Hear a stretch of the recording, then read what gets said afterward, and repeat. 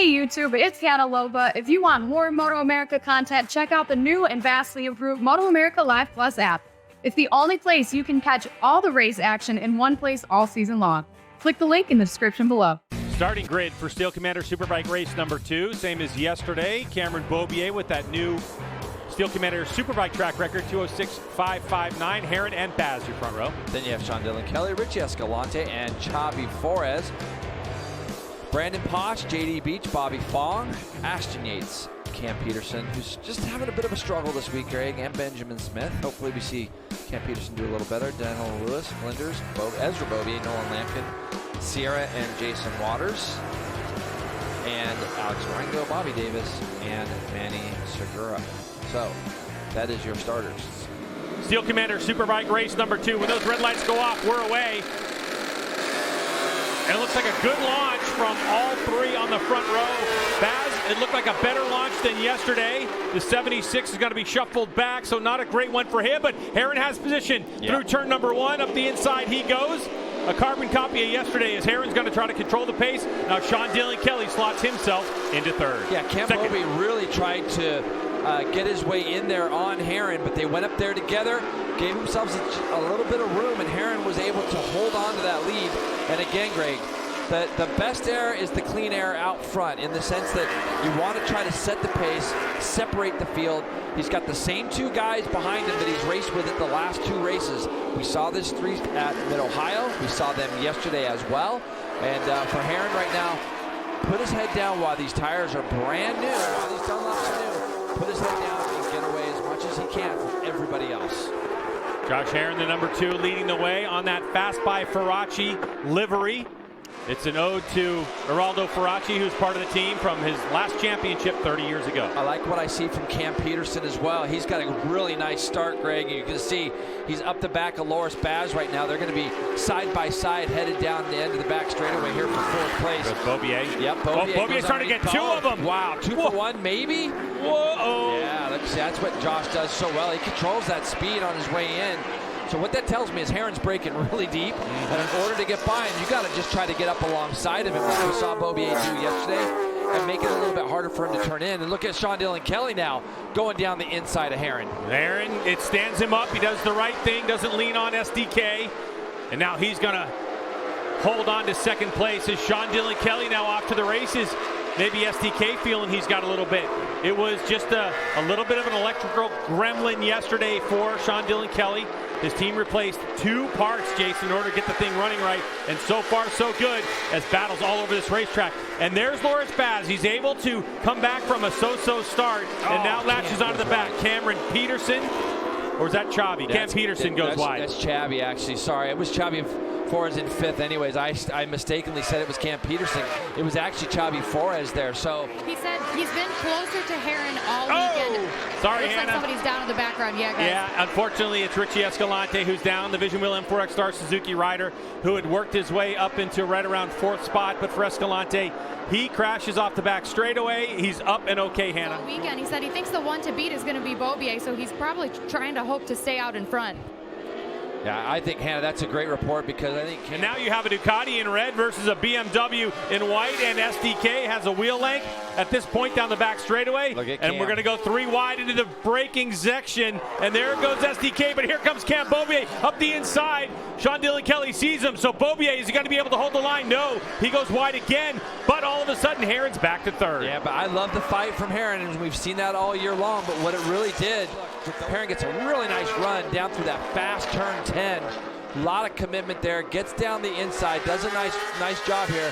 STK is going to cut the BMW back up underneath him, and as they drag race down that back straightaway, it created a double bike draft for Beaubier to come by, only to run a little bit wide on the Sean Dillon Kelly qualified at a 207.7. That's with a very soft R3 rear tire as Herrin goes up the inside of Cameron Beaubier. So Herrin just decided to make up all that time, and he did it all through the corners, and now the back straightaway they go. BMW M1000 RRs, 2 different teams.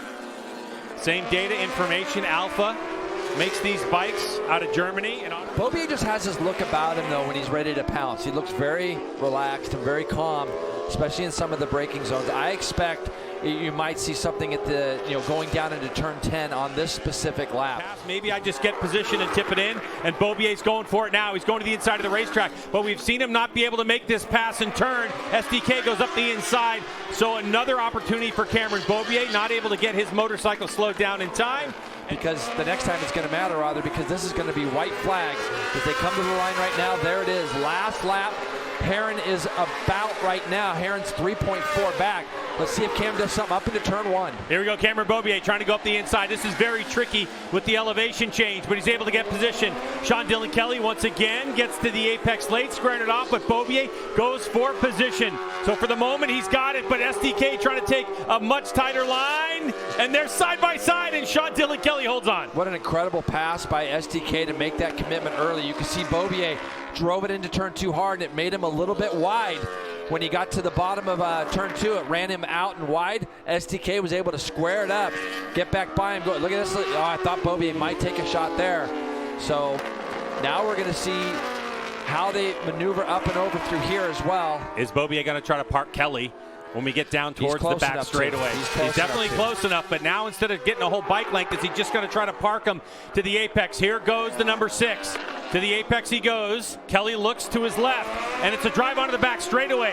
And Beaubier with a little bit of wheel in the air, and it was a good one. So that one played out for him, but now we have this deep braking section where Beaubier has made a couple of mistakes before, and the number 40, Kelly, has not.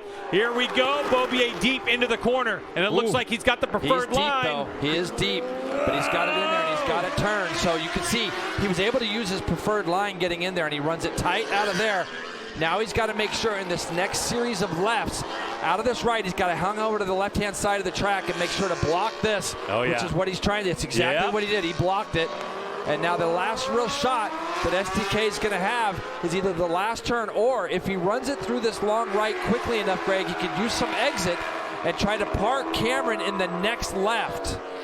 So here goes Beaubier on the gas as they go to the braking zone.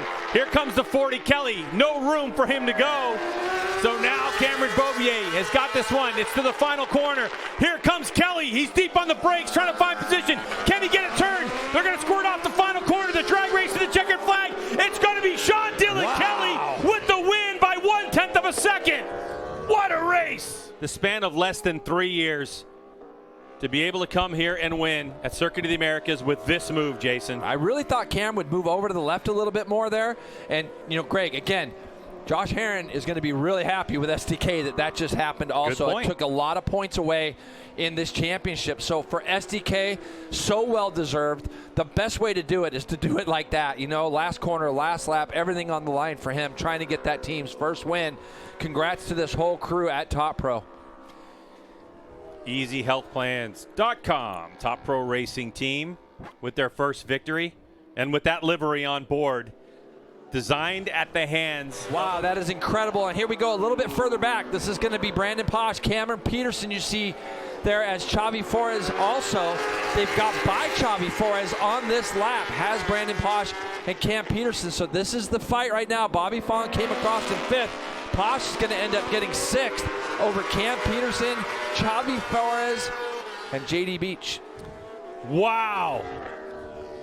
A .177 second margin of victory over Beaubier.